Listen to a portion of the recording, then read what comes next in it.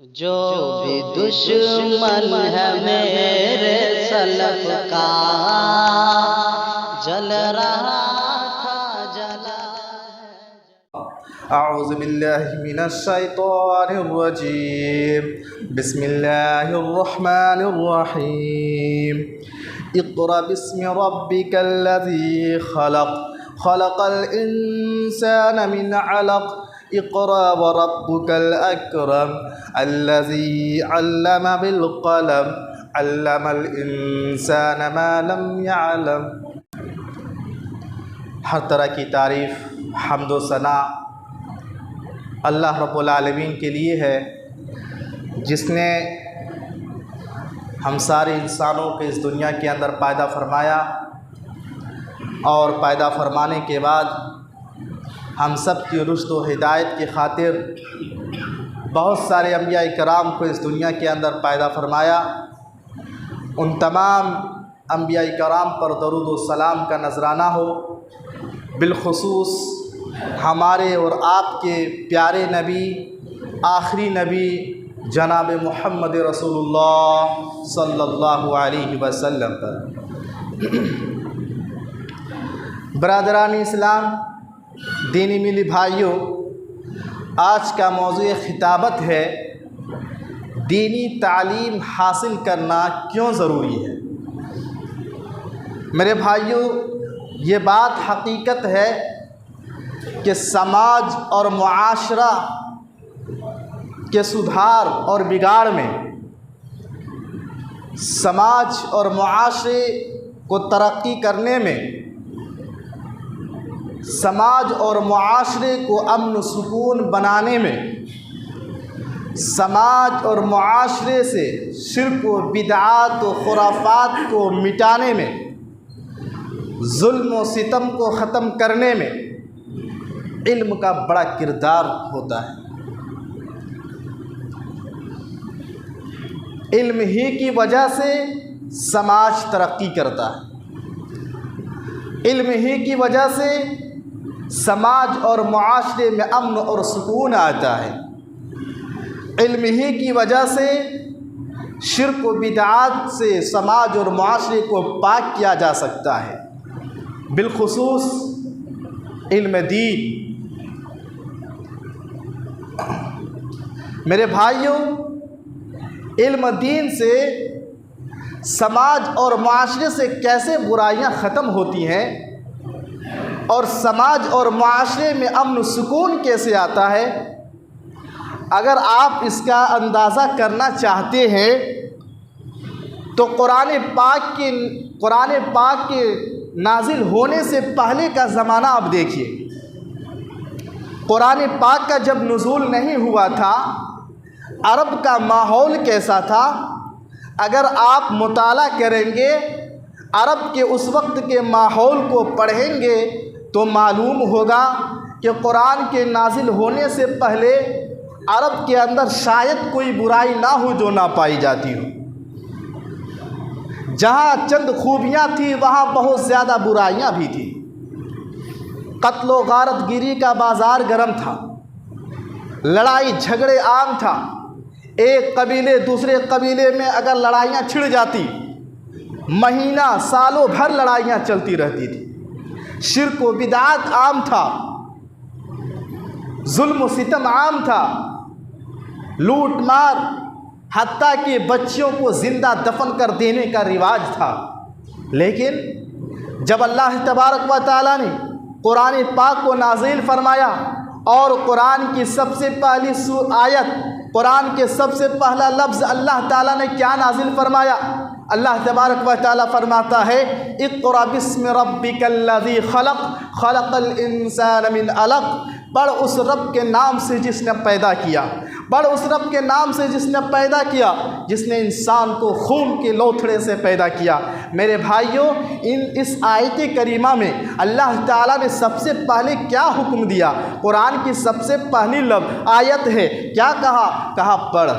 اللہ تعالیٰ نے پڑھنے کا حکم دیا، اللہ تعالیٰ نے علم حاصل کرنے کا حکم دیا، نماز کا حکم بعد میں، روزے کا حکم بعد میں، زکوٰۃ کا حکم بعد میں، صدقے کا حکم بعد میں، دیگر احکام احکامات بعد میں قرآن کی جو سب سے پہلی آیت نازل ہوئی جس میں اللہ تعالیٰ نے کہا اقرا، پڑھ. اس لیے جب دیکھیں گے عرب کے حالات، جب ان لوگوں نے قرآن کو پڑھا، جب قرآن نازل ہوا، وہاں کے لوگوں نے قرآن پڑھا، قرآن سیکھا، قرآن پر عمل کیا، تو کیسے ماحول چینج ہو گئے. جس معاشرے میں شرک عام تھا، سارے خرافات اور شرک مٹ گئے. جہاں ظلم و ستم عام تھا، وہاں امن و سکون کا فضا قائم ہو گئی. اور جہاں لڑائیاں اور قتل و غارت گری کا بازار گرم تھا، وہ سارے جھگڑے ختم ہو گئے. وہ لوگ جو اب تک ایک دوسرے کے جان لینے کے لیے ہمیشہ تیار رہتے تھے، ایک دوسرے کے جان لینے کے لیے تلے رہتے تھے، قرآن نازل ہونے کے بعد جب قرآن انہوں نے پڑھا، قرآن کو عملی زندگی میں لایا، وہی لوگ جو ایک دوسرے کے جان لینے کے لیے تیار تھا، اب ایک دوسرے کے لیے جان دینے کے لیے تیار. وہ لوگ جو قرآن کے نازل ہونے سے پہلے بچیوں کو زندہ دفن کر دیا جاتا تھا، عورتوں کا حق مارا جاتا تھا، جب قرآن نازل ہوا بچیوں کو جینے کا حق دیا، ان کے پورے حق دیا. کیا عورتوں کا مقام ہے وہ پورا اللہ تعالیٰ نے دیا. تو قرآن کی سب سے پہلی آیت نازل ہوئی اقرا بسم ربک الذی خلق، جس میں اللہ تعالیٰ نے پڑھنے کا حکم دیا. یہ حقیقت ہے کہ سماج اور معاشرے سے برائیاں ختم کرنی ہے، امن و سکون لانا ہے، شرک و بدعات ختم کرنا ہے، تو علم دین کو عام کرنا پڑے گا. علم دین کو عام کرنا پڑے گا. قرآن کا علم، حدیث کا علم، شریعت کا علم، اللہ اور اس کے رسول کے بتائے ہوئے باتوں کو عام کرنا پڑے گا، اس پر عمل کرنا پڑے گا. اور میرے بھائیوں، علم دین کی اہمیت کا اندازہ لگانا چاہتے ہو تو اس بات سے لگا سکتے ہو کہ اسی علم کی وجہ سے اللہ تبارک و تعالیٰ نے آدم علیہ السلام کو فرشتوں پر فوقیت دی. آدم کو فضیلت کیوں ملی فرشتوں پر؟ آدم علیہ السلام کو کیوں یہ مقام اور رتبہ ملا فرشتوں پر؟ اللہ تبارک و تعالیٰ ارشاد فرماتا ہے وَعَلَّمَ آدَمَ الْأَسْمَاءَ كُلَّهَا ثُمَّ عَرَضَهُمْ عَلَى الْمَلَائِكَةِ. اللہ تبارک و تعالیٰ نے آدم علیہ السلام کو سارے نام سکھلائے اور پھر فرشتوں کے سامنے پیش کیا، اور فرشتوں سے اللہ نے کہا کہ بتاؤ اگر تم سچے ہو. تو فرشتوں نے کیا کہا؟ فرشتوں نے کہا اے اللہ، ہمیں تو اتنا ہی علم ہے جتنا تو نے ہمیں سکھلایا ہے، پورے علم و حکمت والا تو اے اللہ تو ہے. الغرض آدم علیہ السلام نے وہ سارے نام بتا دیے تو اللہ تبارک و تعالیٰ نے حکم دیا فرشتوں کو کہ آدم علیہ السلام کو سجدہ کرو. سارے فرشتے سجدے میں گر گئے سوائے ابلیس کے. میں بتانا یہ چاہتا ہوں کہ آدم کو یہ فضیلت کیوں ملی، آدم علیہ السلام کو یہ مقام کیوں ملا، یہ مرتبہ رتبہ کیوں ملا؟ علم کی وجہ سے، علم کی وجہ سے. اور یاد رکھو، جو علم دین سیکھتا ہے، شریعت کا علم سیکھتا ہے، قرآن کا علم سیکھتا ہے، حدیث کا علم سیکھتا ہے، اللہ اور اس کے رسول کی باتوں کو سیکھتا ہے، اللہ اکبر، دنیا میں بھی اس کے درجات بلند ہوتے ہیں اور آخرت میں بھی اللہ تعالیٰ ایسے لوگوں کے درجے کو بلند فرماتا ہے. یہ علم کا مقام ہے، یہ علم کی فضیلت ہے. اللہ تبارک و تعالیٰ سورۃ المجادلہ کے اندر ارشاد فرماتا ہے یرفع اللہ الذین آمنوا منکم والذین اوتوا العلم درجات. اللہ فرماتا ہے کہ وہ لوگ جو ایمان لے آئے اور ایمان لانے کے بعد جنہیں علم دے دیا گیا، جنہوں نے علم حاصل کیا، اللہ فرماتا ہے ان کے لیے درجات ہیں، ان کے لیے بلندیاں ہیں، ان کے مقام اور فضیلت ہے. اس لیے میرے بھائیوں، ہم دیکھتے ہیں سماج اور معاشرے کے اندر کہ جن کے پاس علم ہوتا ہے، جن کے پاس جانکاری ہوتی ہے، لوگ ان کی عزت کرتے ہیں، گھر میں بھی، سماج میں بھی، معاشرے میں بھی، دوستوں میں بھی. یہ علم کا مقام ہے، یہ علم کی فضیلت ہے. اس لیے ہمیں اور آپ کو چاہیے کہ ہم بھی علم دین حاصل کریں، ہم بھی علم دین حاصل کریں. اور علم دین کا حاصل کرنا، شریعت کا علم حاصل کرنا، ہماری شریعت کہتی ہے ہر مسلمان پر فرض ہے. ہر مسلمان پر فرض ہے۔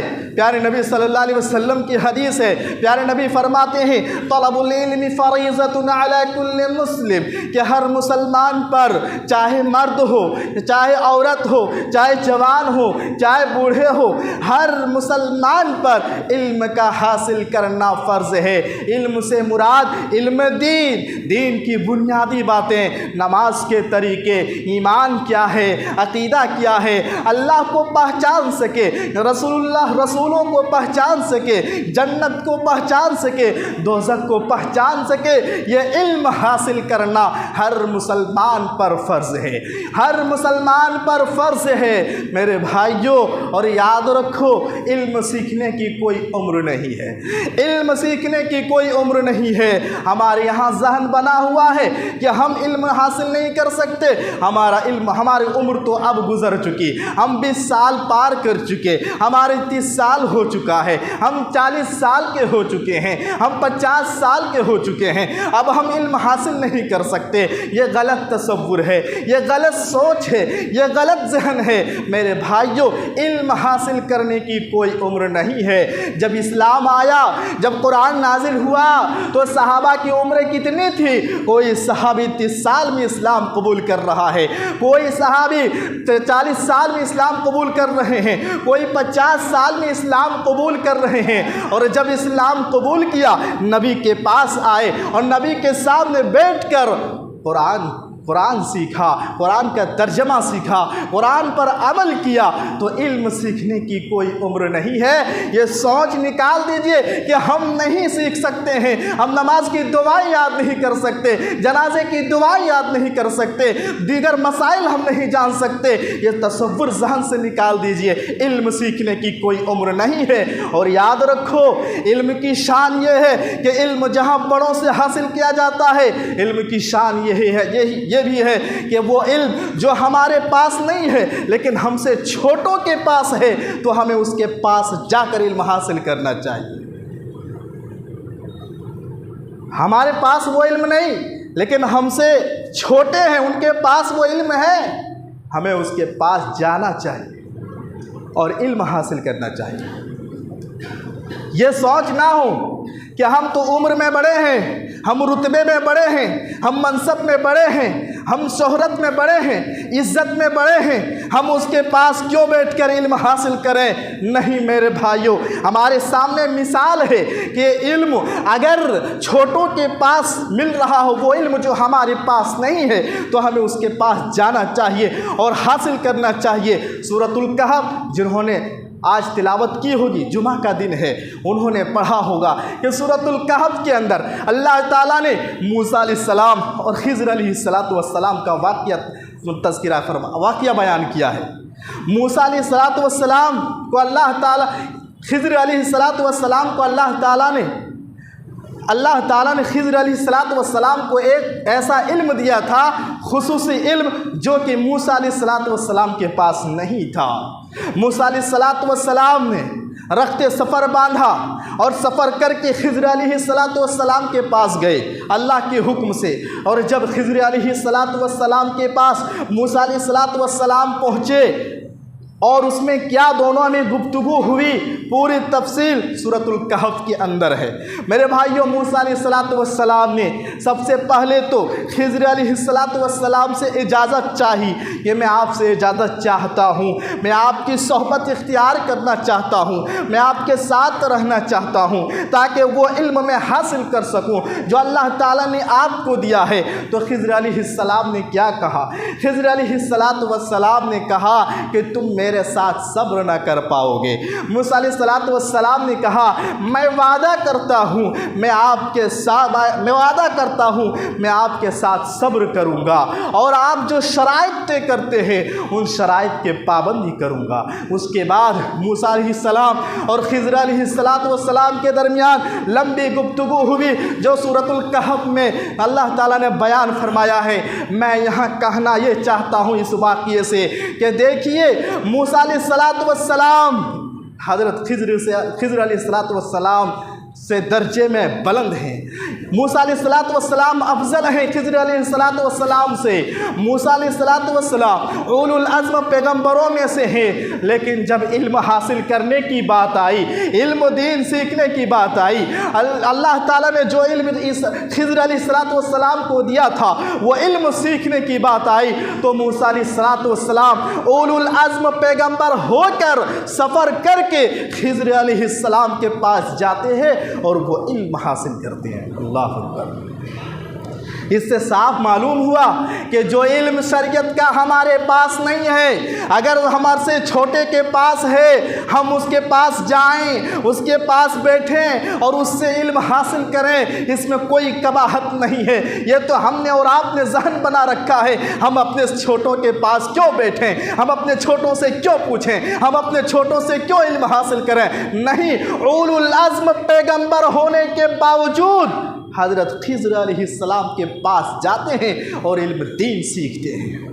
और इससे एक बात ये भी मालूम हुई कि इल्म दीन हासिल करने के लिए अगर हमें सफ़र करने की ज़रूरत पड़े, हमें सफ़र करना पड़ेगा, सफ़र की सोबतों को बर्दाश्त करना पड़ेगा, सफ़र की मुशक्क़तों को बर्दाश्त करना पड़ेगा, सफ़र की तकलीफ़ों को बर्दाश्त करना पड़ेगा। मूसा अलैहिस्सलाम उस ज़माने में लंबा सफ़र करके खिज़र अलैहिस्सलाम के पास गए ताकि इल्म दीन हम जान सकें, हासिल कर सकें। और यही वजह है जो अल्लाह की राह में इल्म दीन हासिल करने के लिए निकल पड़ते हैं, जो इल्म दीन तलाश करने के लिए अल्लाह के रास्ते में चल पड़ते हैं, मुशक्क़तों को बर्दाश्त करते हैं, वो अपनी कुर्बानियाँ देते हैं, माँ बाप की मोहब्बत को छोड़कर, भाई बहन की मोहब्बत को छोड़कर, गलियों की मोहब्बत को छोड़कर, दोस्तों के यारों की मोहब्बत को छोड़कर इल्म दीन हासिल करने के लिए जो अल्लाह की राह में निकल पड़ते हैं, ऐसे लोगों की अल्लाह के रसूल ने जन्नत की बशारत सुनाई।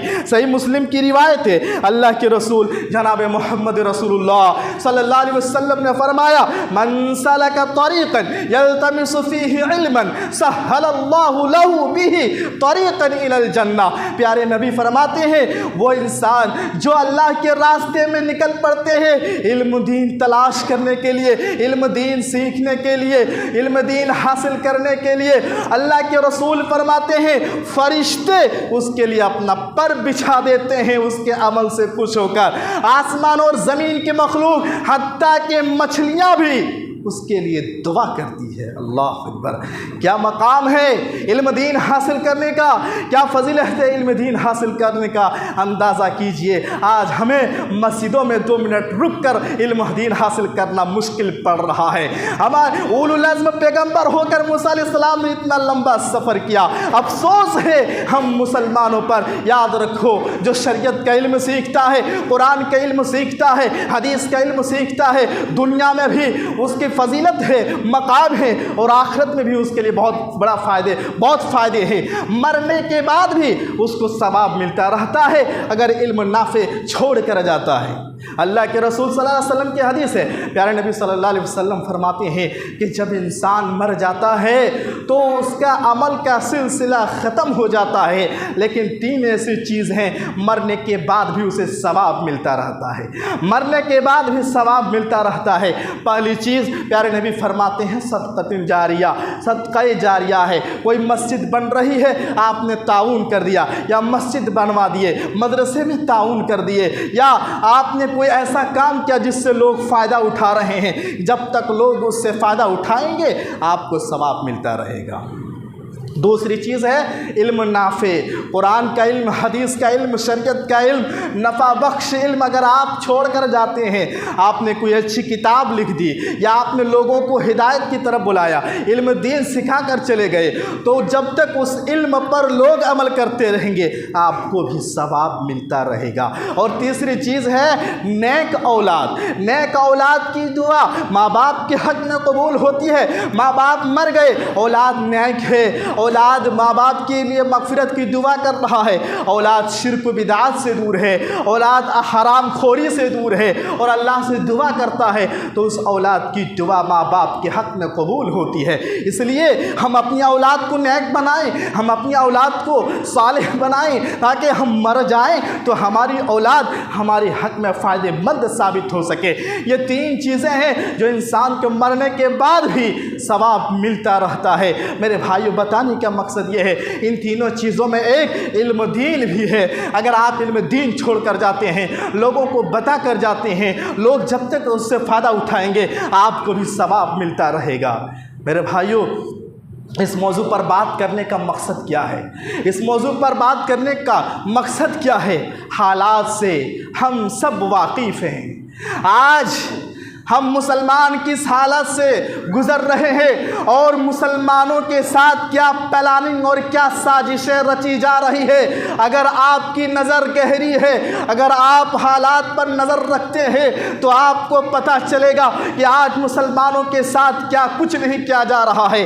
آج مسلمانوں کو دین سے دور کیا جا رہا ہے، ایمان اور عقیدے سے دور کیا جا رہا ہے، آج اسلام سے دور کیا جا رہا ہے۔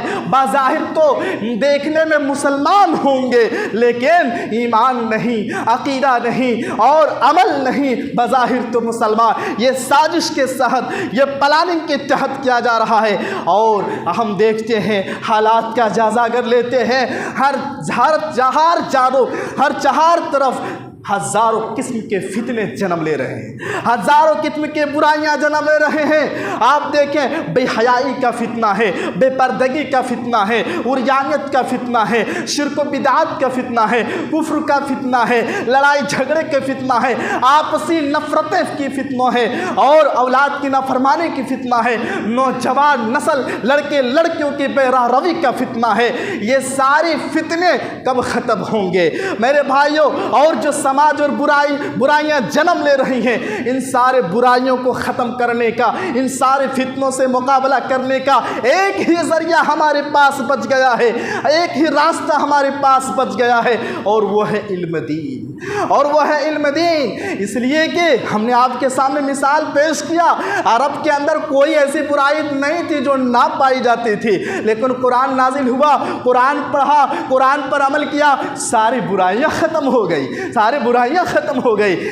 اسی لیے میں کہنا چاہتا ہوں، آج کے نوجوان نسل اور لڑکے لڑکیاں جس راستے پر چل پڑے ہیں اور ان کا جو ذہن بن گیا ہے، میرے بھائیوں، ان کو بے راہ روی سے روکنے کے لیے ضروری ہے کہ ہم دینی تعلیم خود سیکھیں اور اپنے بچوں کو بھی سکھائیں، اپنے بچوں کو بھی علم دین سکھائیں۔ میرے بھائیوں، افسوس ہوتا ہے، ہم کیسے مسلمان ہیں، ہم تو مسلمان بن گئے لیکن ہمیں نماز کا طریقہ نہیں معلوم، نماز کی دعائیں نہیں معلوم، غسل کرنے کا طریقہ نہیں معلوم، وضو کرنے کا طریقہ نہیں معلوم، وضو کے بعد کی دعا نہیں معلوم، نمازوں کی دعائیں نہیں معلوم، جنازے کی دعائیں نہیں معلوم۔ اگر ابھی یہاں کھڑا کر کے پوچھا جائے کہ بتائیے جنازے کی دعا کن کو یاد ہے، بمشکل سے 10 سے 5 ہوں گے جو جنازے کی دعا پڑھ کر سنا سکتے ہیں۔ یہ آج ہم مسلمانوں کی حالت ہے، بہت بڑا المیہ ہے میرے بھائیوں۔ اس کا مطلب یہ ہوا،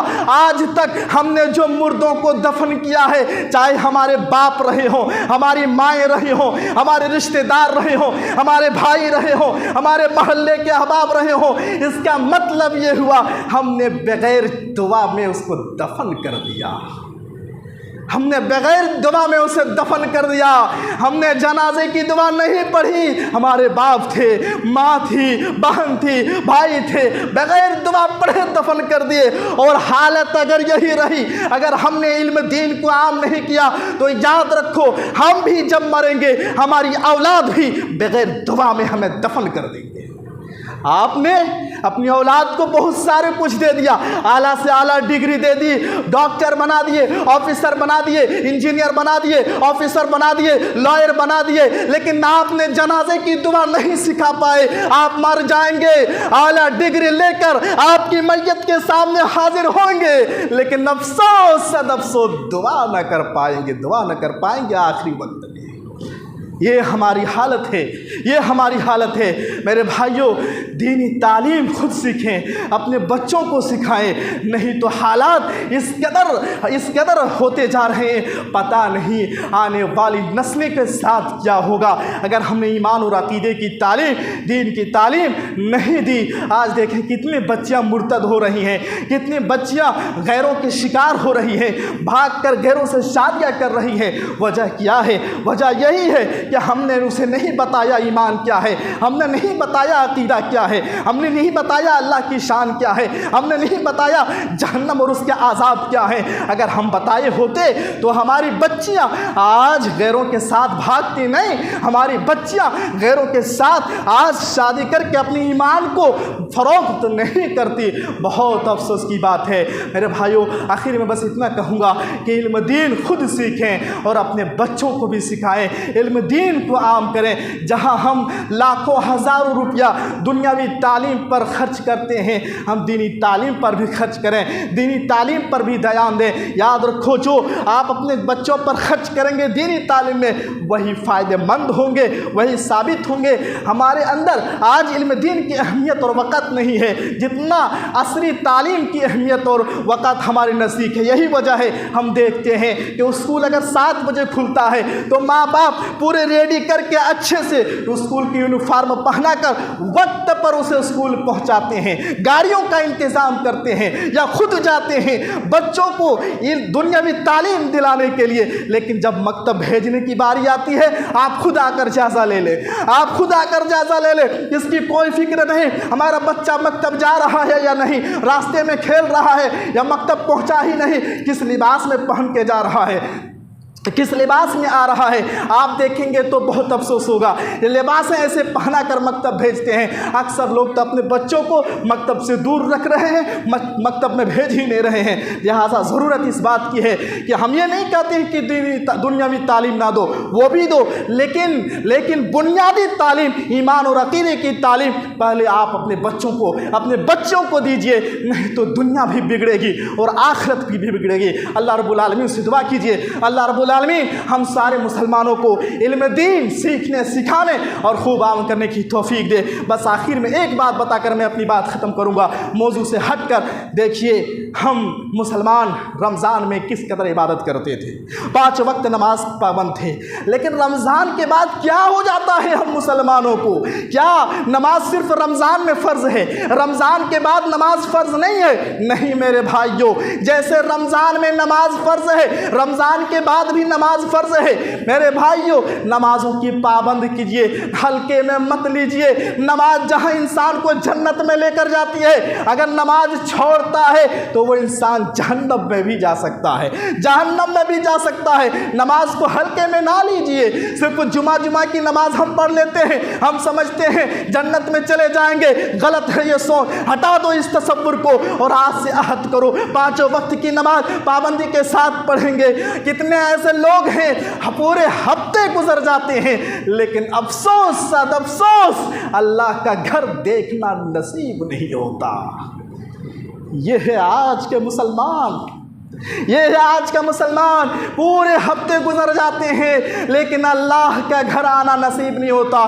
ایسے لوگوں سے میں کہنا چاہوں گا کہ سوچیں، آپ فکر کریں کہ ہم نے کیا غلطی کی، ہم نے کیا گناہ کیا، اللہ نے اپنے گھر میں نہیں بلایا۔ اللہ اکبر، ہم سے کیا خطا ہوئی، اللہ نے ہمیں نہیں بلایا، پورے ہفتے گزر گئے، ایک وقت بھی ہم نے نماز نہ پڑھ سکی۔